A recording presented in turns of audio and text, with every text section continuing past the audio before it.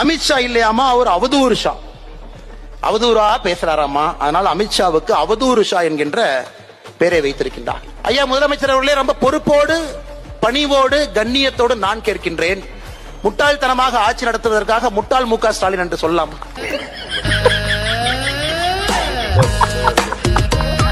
திமுக தலைவராக ஸ்டாலினின் 5 ஆண்டுகள் எப்படி மதிப்பிடுறீங்க? அவர் கட்சியை வழிநடத்த தகுதியற்றவர். எதுக்குடா சரிப்பட்டு வர மாட்டேன் சொல்லுங்கடா. பதவிக்கு வருவதற்கு முன்பாக நீங்கள் உங்களை தகுதிப்படுத்திக் கொள்ள வேண்டும். என்னடா தெரிஞ்சுக்கணும், என்ன தெரிஞ்சுக்கணும்? சின்ன பிள்ளைல இருந்து எத்தனை அரசியல் மீட்டிங் பார்த்திருப்பேன், எத்தனை அரசியல்வாதிங்க பேச்ச கேட்டிருப்பேன். அது பூரா மனசுல பதிஞ்சு கிடக்கலடா. எடுத்து விட்டா நம்மள அரசியல்வாதில. எந்த கட்சி தலைவராவது தனது இயலாமையை மேடையில் சொல்லலாமா? நாள்தோறும் காலையில நம்மவர்கள் யாரும் எந்த புது பிரச்சனையும் உருவாக்கி இருக்க கூடாது என்று நினைப்போடு தான் நான் கண் விழிக்கிறேன். உங்களால் எனக்கு தூக்கமே வரல அப்படின்றது புலம்பலாக தெரியவில்லையா உங்களுக்கு? இது சில நேரங்களில் தூங்க விடாமல் கூட ஆக்கி விடுகிறது. என் உடம்ப பார்த்தாலே உங்களுக்கு தெரியும். இவரு உதயநிதி எப்படியாவது அந்த முதல் கையெழுத்தை போட்டு நீட்டு விளக்கு வாங்கி கொடுப்பாருன்னு நம்ம பிள்ளைங்களை படிக்காம இருக்க வைக்க முடியுமா? ஏண்டா இந்த ஊரு இன்னமுமா நம்மள நம்பிக்கிட்டு இருக்கு? அது அவனுக்கு வீதி. சரி, உதயநிதி நீட்டு விளக்கு வாங்கி தருவாருமா? நீ அது வரைக்கும் வேணா ஆர்ட்ஸ் காலேஜ்ல பிஎஸ்சி பாட்னி கிட்ட ஏதாவது படிச்சுட்டுன்னு சொல்லுவீங்களா?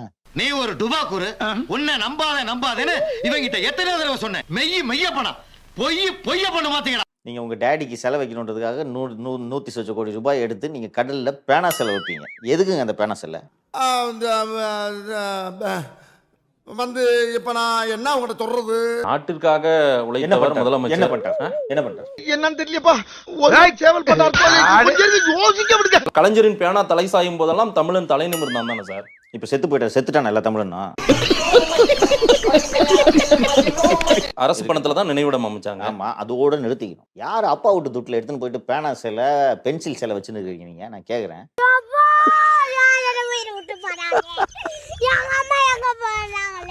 இப்ப இந்த துணிவுல வந்த கலெக்ஷன் எடுத்தீங்கன்னா இதை விட பெரிய பேனா சிலை வைக்கலாமே. பால் பாயிண்ட் சிலையா வைங்க, இங்க கொட்டாது.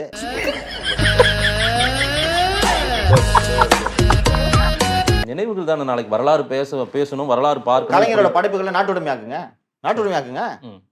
ஆக்கலாம்ல. ஓஹோ, எனக்கு நிறைய வேலை இருக்குன்னு தெரிஞ்சுக்கிட்டு வலுக்கட்டாயமா முழுக்கிறாரு. லீவா இருக்குன்னு எனக்கு. நீங்களும் எதிர்க்கிறீங்க அதை? கண்டிப்பா 100% எதுக்குறேன். அப்ப மூக்கு கண்ணாடி ஒரு செலவு வைப்பீங்க, மஞ்சள் துண்டுக்கு ஒரு செலவு வைப்பீங்க. விளையாடுறீங்களா? நீ கேட்ட ஒவ்வொரு கேள்வி என்ன செருப்பால அடிச்ச மாதிரி இருக்குடா. மாதிரி இல்ல, உண்மையிலே செருப்பால தான் அடிச்ச. அப்படி எல்லாம் போக மாட்டாங்க. இது இப்ப பேனா எதுக்குங்க? பேனா செல்ல எதுக்கு எடுத்துமா? அந்த பேனா அவ்வளவு பெரிய பேனா, இதெல்லாம் ரொம்ப நக்கலாமா? அந்த பேனா எழுதுமான்னு சொல்லுங்க. 130 கோடியில வாங்குற பேனா எழுதுமா?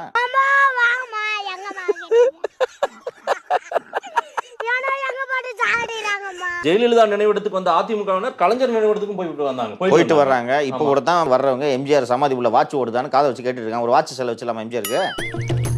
எப்படி பேசினாலும் கேட்டு போடுறானே. அவர் எழுத்துக்களை நாட்டுடைமையாக்குங்க. அதுதாங்க அவருக்கு செய்யற தொண்டு. ஏன் பண்ண மாட்டீங்க? என்ன ஒரு சமாதியில 10 பால் பாயிண்ட் பேனா வாங்கி வச்சுங்க. இல்ல சமாதியை பார்க்க வரவங்களுக்கு எல்லாம் இலவச பேனா கொடுங்க. என்னதான் நடந்து கொண்டிருக்கிறது? திமுக அமைச்சர்களையும் திமுகவையும் குறிவைக்கிறதா பாஜக?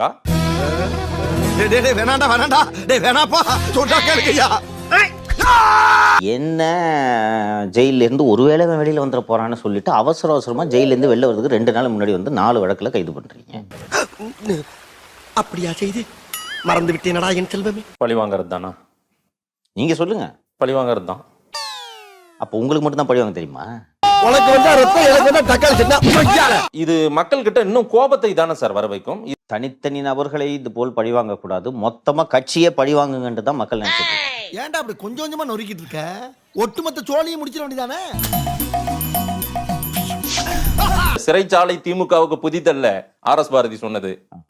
அப்ப போய் எல்லாம் சிறையில உட்காந்து கொண்டு எதுக்கு இங்க உட்காந்துருக்கீங்க?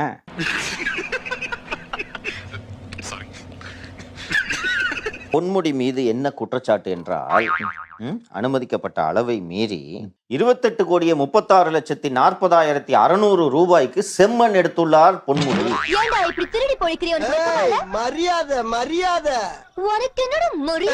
மக்கள் ஆனா மறந்துட்டாங்களா சார் இந்த வழக்கெல்லாம்? இதெல்லாம் நான் எதுக்கு இருக்கேன்? ரொம்ப குஷியோ?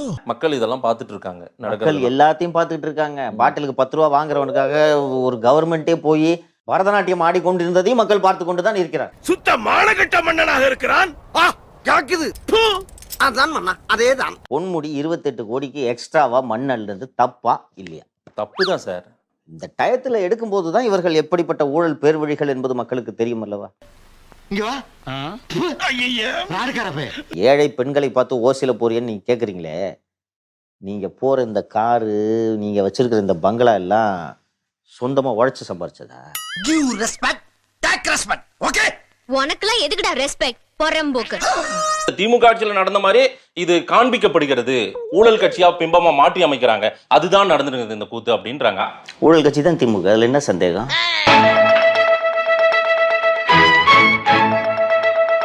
செந்தில் பாலாஜி அடிப்படையிலேயே மிக மோசமான கோழை. அப்படியா சொன்னா? இதை விட கேவலமா ஒன்று சொன்னா சொல்லட்டுமா? அடிப்படையில் மிக மோசமான கோழை செந்தில் பாலாஜி. அவருக்கு எதிராக அரசியல் செய்து கொண்டிருக்கக்கூடியவர்கிட்ட எல்லாம் பார்த்து பேசும்போது டக்குனு ரூம்குள்ள சாத்திர கால் விழுந்துருவாங்க. என்ன கர்மத்தையெல்லாம் கொண்டு ஏறினா ஏக வசனம் பேசுனா கேட்டு பேசாம இருக்கீங்க. நான் கேட்காத மாதிரி இருக்கல, அதே மாதிரி நீயும் கேட்டு கேட்காத மாதிரி. இவ்வளோ அமைச்சர்கள் திமுகவின் மூத்த தலைவர்கள் எல்லாம் இருக்கும்போது இவரிடம் எதற்கு மின்சாரத்தையும் மதுவிலக்கையும் கொடுத்தார்கள்? Heart worker. மர்க்கா சொல்லு. Hard worker. ஆனால் உங்களை அடிச்சுக்க முடியாது ஜி சொல்றாங்க. என்ன அடி சிங்சக்குங்கறீங்களே. கள்ளச்சாராய சாவ காரணமா வச்சுட்டு செந்தில் பாலாஜி இலாக்காவை மாத்திருக்கலாமா? நீ எவ்வளவு நேரம் கூப்பிட்டாலும் அவர் காதுல விழுகாது. ஏன்னா பீச்சில் அடிக்கிறதுல பாதி அவருக்கு தான். நாடு ஒரு செந்தில் பாலாஜி நள்ளிரவில் அவரை கைது பண்ணி கூட்டு போற அளவுக்கு அவர் மோசமான ஏதாவது தப்பு செஞ்சுட்டாரா என்ன அப்படின்ற கேள்வியும் வைக்கிறாங்களே. இன்கம் டாக்ஸ் ஆபீசர் அடிச்சீங்கன்னா வேற என்ன பண்ணுவாங்க? கால் தெரியாம அடிச்சிட்டேன்னு காலை கொஞ்சம் காட்டுன்னு. 10 வருஷத்துக்கு முன்னாடி நடந்த விஷயமே இது அப்படின்றாரு. அப்படின்னு திரு ஸ்டாலின் அவர்கள் இன்னைக்கு இப்ப சரி சரி சரி ஒரு நிமிஷம். ஏடிஎம்கே ஆட்சியில் நடந்த ஊழலுக்கு வழக்கு பதிவு செய்தால் திமுக ஏன் கதறுகிறது? அடிக்கவே இல்ல, அலற. ஏய் கிழவா, என்ன போசா? நீங்கள் போய் கரூரிலே இந்த மாவட்டத்தில் ஒரு அமைச்சர் இருக்கிறார் என்று செந்தில் ஸ்டாலின் அவர்கள் பேசினாரா? ஆமா. போக்குவரத்து துறையினுடைய அமைச்சராக இருந்து அந்த துறையில நடத்துனர் பணிக்கு 3 லட்சம், மெக்கானிக் பணிக்கு 6 லட்சம். உங்களுக்கு வெட்கமாக இல்லையா? என்ன வெக்கம்? Just miss. டிரான்ஸ்போர்ட் டிபார்ட்மெண்ட் கொடுத்ததுக்கே இவ்வளவு அடிச்சிருக்கிற ஆள்கிட்ட போய் நீங்க இபிஐயும் டாஸ்மாகையும் தூக்கி கொடுக்குறீங்கன்னா ஸ்டாலினோட இன்டென்ஷன் என்னன்னு சொல்லுங்க மாதேஷ். நம்ம யார் வம்புக்கும் போறது இல்ல, யார் தும்புக்கும் போறது இல்ல. நம்ம உண்டு நம்ம சோழி உண்டுன்னு போயிடுறது. இப்ப ஏன் வந்து இந்த வீடியோ எல்லாம் போட்டு ஏன் இவ்வளவு துடிக்கிறார் சொல்லுங்க? சொல்லுங்க, நீங்களே சொல்லுங்க. என்ன போட்டு கொடுத்துருவாருன்னா என்ன போட்டு கொடுத்துருவாரு? ஜெயிலுக்கு போறோம் சொல்லு. நான் சொல்லிடுறியா, அந்த 2 லட்சம் ரூபாய் பணத்தை ஏன் வண்டு முருகன் தான் கொடுத்து வச்சிருக்கிறேன். உங்க வீட்டு பிள்ளையா நினைச்சு எல்லாரும் என்னை மன்னிச்சிருங்க.